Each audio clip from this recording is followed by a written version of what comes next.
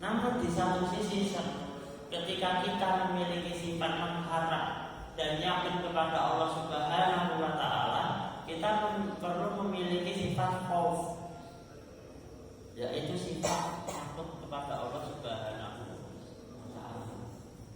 Sehingga ini bisa menjadi seimbang. Bila kita hanya cenderung di satu sisi saja, kita yakin kepada Allah Subhanahu wa taala, kita mengharap kepada Allah Subhanahu wa taala, namun kita tidak menyadari bahwasanya hakikatnya kita adalah manusia yang penuh dengan kekurangan, maka hal ini berpotensi kita dapat melakukan perbuatan riya atau merasa lebih baik daripada orang lain.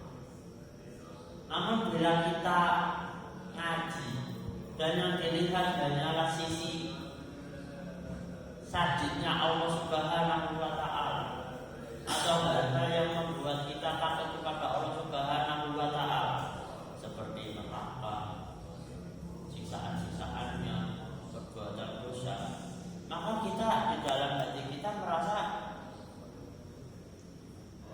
kurang cocok.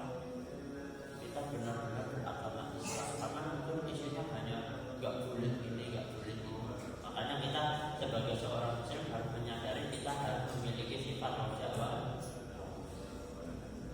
Dan ini adalah sebagai bekal penting Bapak Ibu. Ketika kita sudah sampai kepada penghujung Ramadan, hal yang perlu kita lakukan selain kita memperkeras ibadah kita, melanjutkan dan mengistiqomahkan ibadah kita harus